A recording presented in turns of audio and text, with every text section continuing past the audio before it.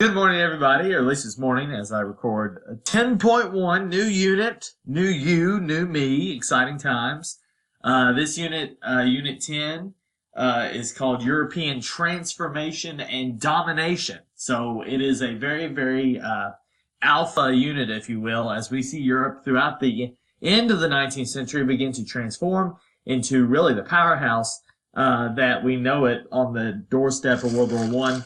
And then also domination and transformation about the basically the same thing. So transform, where we're going to see it change to the inside and also dominate the world. So that's all that. Unit 10. We're going to start Unit 10 by looking at two unifications, two countries that for our whole class have been divided into separate mini states. To imagine the United States without a Washington, D.C., a federal government. That is what we've had in the Italian states and the German states. But all at once, literally in consecutive years, Italy and Germany are going to become unified states and change the balance of power in Europe forever. So that's kind of the subject of this section. The more emphasis will be placed on the German unification because of obvious reasons. Later on, Germany has a larger impact on European politics and society than Italy does, but we don't want to discount our Italian friends at all. So Italian and German unification. Now here's your menu, and I'll take the chance also at this point to kind of remind us where we left off. Okay, remember in 1848, the big thing of those failed revolutions across Europe, okay? The big thing with those failed revolutions was that you saw the nationalists, the romantics, the liberals, all of these new isms, the ones who were trying to create unification movements, particularly in Italy and the German states, they failed, right? So they failed, and conservatives stayed in power in many places in Central Europe. From that point on, we're going to see conservatives move the unification movement for their own political purposes, not to accomplish some dream, not to give individual rights, but to strengthen the power that they themselves have. They're going to use unification movements to do. So we're going to start in Italy, and I have some pizza, something like cold Domino's. Well, that's delicious. So Domino's has been awful, but I'm telling you, it's good now. Papa John's your move. Domino's about 10 years ago, I don't know if you remember, Domino's was terrible. I'm spitting everywhere. It was just awful. Alright, so, but it's great now. This is awesome. Alright. 1848. Italy. Oh, okay. You can see the different states. You can also see in the middle, that red state there, the papal state, the Pope still has some political influence over the central part of Italy. But the momentum for the unification movement is going to leave the romantics, the Mazzinis, the nationalists of the world, and it's going to go toward Piedmont, Sardinia. And this is the collection of territory that at this point is considered the strongest of all the Italian states. And it's led by a man named Camillo di Cavour, who is in essence, the prime minister of Piedmont, Sardinia, and who has some impressive sideburns. So the question is, why unify? Okay, why unify? Well, I mean, this is pretty obvious. If you can overlook your regional differences, you're all Italian. You're Italian culturally, linguistically. I mean, if you can overlook your cultural differences and combine together, you're going to be a bigger player on the European stage. You know, if you're all split up, you're not going to be as much of a player. So that's the need to unify. And as a conservative, you know, Cavour is not interested of granting individual rights out to the people. He's looking to enhance his own power and not decrease his own. So he thinks this is a way maybe to do that. So he's going to be employing political ways and means to gain independence, not independence, unification, rather than appealing to people's emotion of saying, like, a united Italy would be the best, there'd be pizza and spaghetti for everybody, and Mario Kart. But he's not going to do that. He's going to be cold and calculating in terms of trying to manipulate other countries and states into joining Piedmont Sardinia as the leader of this Italian movement. So he's going to have help as Cavour gobbles up land and uses Piedmont Sardinia's military strength in the north to gobble up land and kind of peel off land. Some of this actually up here is controlled by the Austrian Empire at this point. He is going to work with a nationalist from the south. His name is Giuseppe Garibaldi. He's a military leader, and he's more of a nationalist romantic in the Mazzini mode than Cavour is in the conservative politician mode. Garibaldi is going to liberate land in southern Italy and Sicily. I think the French had control of like a lot of the land there at the bottom of Italy, so he liberates that, and it's now free to be Italian. His red shirts are his military force, so all of Garibaldi's troops wear red. It's a very romantic idea, you know, I don't know what the idea was, but at least, you know, they have a very much a let's wear red to support this Italian cause.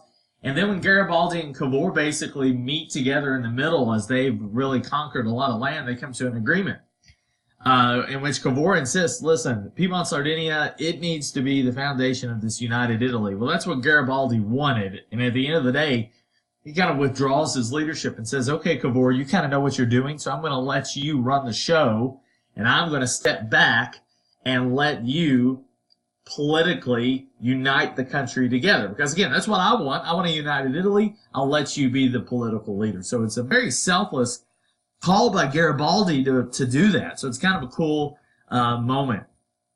And in 1861, Italy is brought together. Cavour's north, Garibaldi's south, they're brought together, and Victor Emmanuel is the king of Piedmont Sardinia, is declared king of Italy. So again, Cavour is like the number 2 as prime minister. Victor Emmanuel is the king symbolically, and Garibaldi is revered as being remembered as the one who kind of allowed this to happen.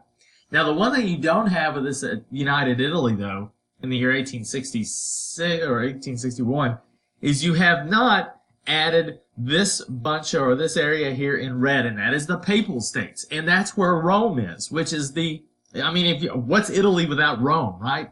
So in 1866, United Italy adds a little bit more peace. They add Venice, who was under the control from Austria, and there's a war we're going to talk about in a minute, kind of how that happened.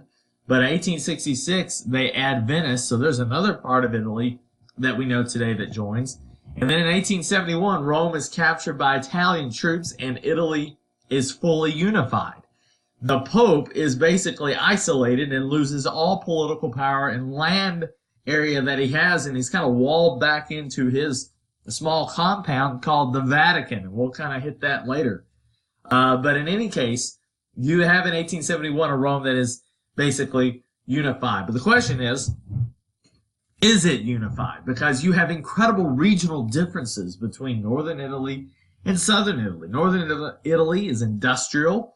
It is a little more progressive and liberal at this point of time.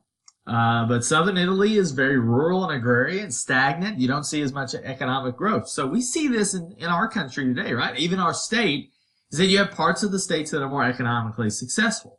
So the more south you go, the less successful it gets. So even though there is going to be a government in Rome that basically administers Italy as a country now, the question is, are they economically going to be on the same page because of the differences that there are? So something to keep in mind going forward. Italy still, even though unified, is not going to be in the elite countries. It really won't be there until World War II. But in the meantime, it's at least one country. Now, the big news. German unification. Holy Roman Empire back in the day, right? 300 states. Yeah, here we go. 300 states, right? So nothing. There's nothing. Treaty of Westphalia, Peace of Augsburg. These religious treaties, which gave individual freedoms to German states, started to give those states more autonomous power and grow out of any sort of loose confederation of Holy Roman Empire that there was. So you see the states Prussia and Austria become very, very successful. And then, of course, we have Napoleon eventually come in and reorganize Germany into the Confederation of the Rhine, where he makes it like 15 states. So we're shrinking the amount of states that we have.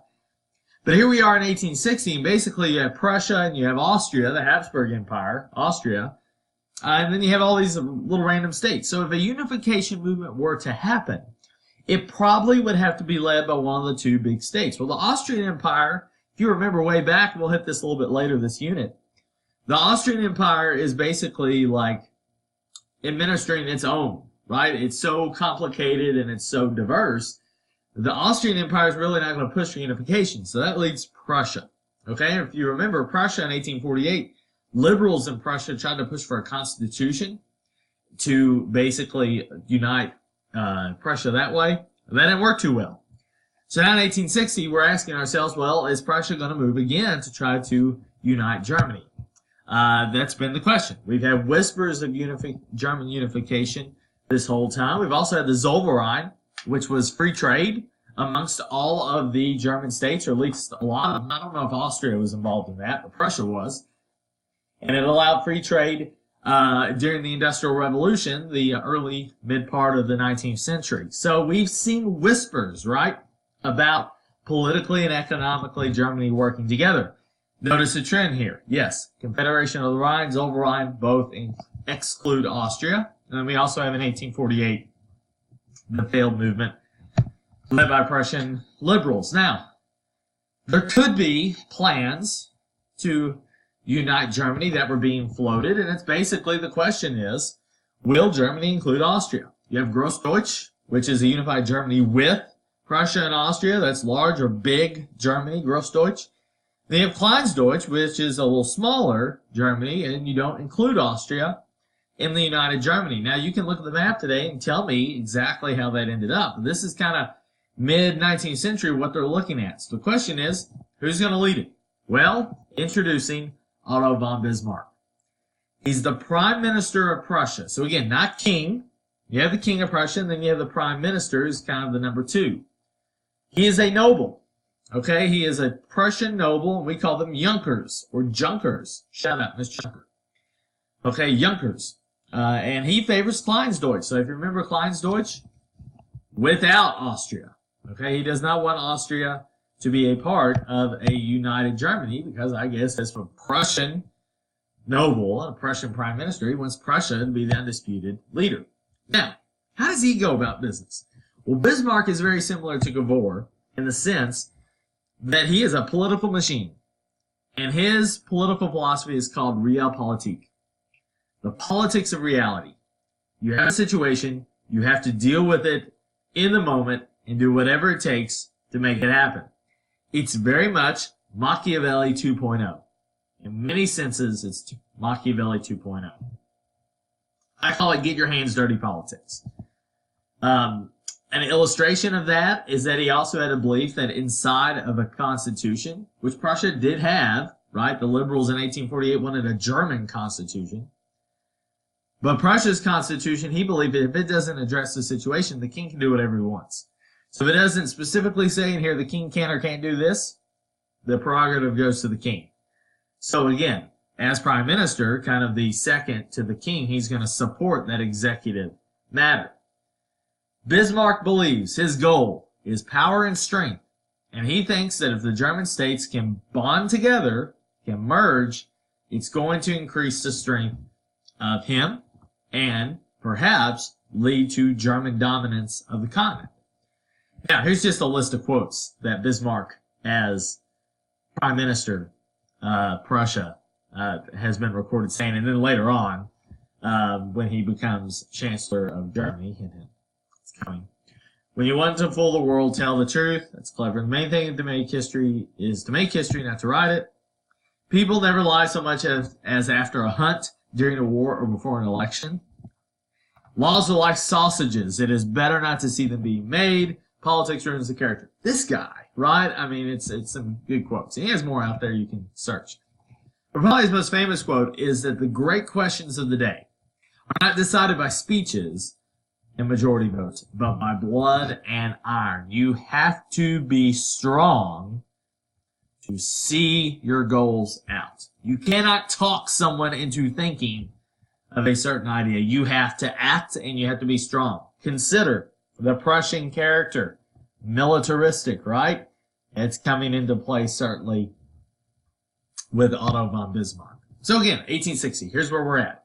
His goal, unify Germany.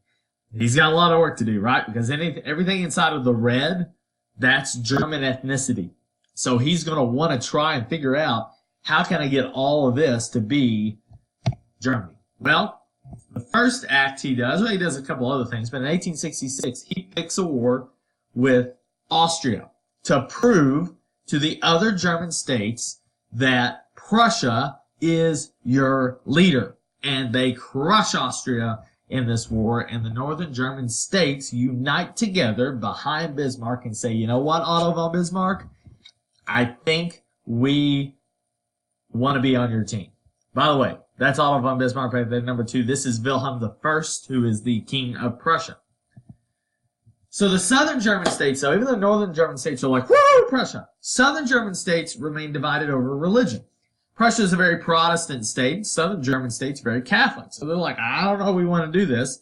Religious differences, again, maybe slowing down unification. So Bismarck needs to find a way to unite the two areas together. He needs to give the southern German states a reason to join the northern German states. Now, at the end of the day, they're divided, right, by religion, but they are both German. So can you find maybe an outside enemy?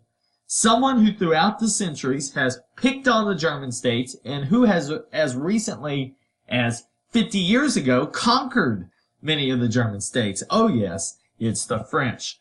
So their common enemy is France under the Emperor Napoleon III, who, by the way, is the same guy, is the same person that won that election in 1848, Louis Napoleon Bonaparte, who declares himself eventually as emperor. So, sound familiar, right? Like uncle, like nephew. Remember, Napoleon III, Napoleon Bonaparte's nephew. So Bismarck figures, if I can get everybody in these German states hating on France, I can unite them together. So the question is, how do I do that? I can't just go out and say, hey, France is stupid, right? I got to find a legitimate reason. So we have a little trickery. Bismarck edits a secret document in between the French ambassador and the Prussian king, which basically he edits it to make it sound like that the Prussian king is insulting the French ambassador. Again, the message that was being sent between wasn't that at all, but Bismarck is going to edit it to make it sound like he is embarrassing him. The French get wind of this document are like, woo, we're not happy with that. So they are like, oh, the Prussians, they suck. Let's declare war because their king insulted our ambassador and let's go kick their butt. That's what Napoleon III says. And hey, his uncle did pretty good at conquering places. So the French invade and declare war on Prussia. And just like that war with Austria, oh, it does not go well for Prussia's opponent. Prussia we're talking like, Piper, can we talk about just how badly? Listen, that's France right there after the Franco-Prussian War. Small, defeated, and tired. And the Prussians kick absolute butt. And Prussia wins that war easily, and Napoleon III is a part of that, abdicates the throne, gives up his rule, and says, okay, as the terms of the surrender, I'm done, right? I abdicate and give up my throne. And what was known as the Second French Empire has ended. Now, at this point, Bismarck knows, I've got the northern German states on my side, I've got the southern German states on my side now because they're whipped into a fury and are loving that we won this war. I've got Austria out of the picture because we kicked their butt. We don't want them involved. It's time to sign the papers and unify Germany into one country in 1871. Wilhelm I is named emperor, or in the German, Kaiser. And hey, there he is. And again, the facial hair in this period of history is just top notch. Otto von Bismarck is named the Imperial Chancellor of Germany, which is basically the #2 position, and then probably one of the best troll moves in history. In order to have this document and this unification happen, you've got to sign all of these papers and have this big ceremony and everything. And Bismarck and Wilhelm I decide to sign it and have that ceremony in, well, I'm just going to leave this here, and you can look and maybe figure out what this room is, and in class we'll talk about it. But it is the biggest troll move in European history. So we'll come back to it in terms of the setting in which Germany was declared a unified country. So, overview, and this is kind of your take-home points here. Germany is unified under conservative powers. Okay, Bismarck, the king, the emperor, the Kaiser, all of these are conservative leaders. So we're using nationalism, right? We're using the pride and the idea of Germany to strengthen the conservative grip. And the way that the government was set up, the Reichstag, which was the legislative branch of Germany, had little power against the autocracy of the nobility and the monarch together. So the liberals who were serving in the legislature really could not have a lot of wiggle room in the way it was set up. And this is very much Germany, a conservative country here in the year 1871. And there you go. So it's united, Prussia there. And of course, Austria is left out. And that is key going down the road, how things will work together. So that's where we'll leave off. It's a little bit late here, a little over 20 minutes, so I'll get out of here. But again, conservatism and realpolitik under Otto von Bismarck and Camillo di Cavour unite Italy and Germany together into one country and will change the balance of power going forward in Europe.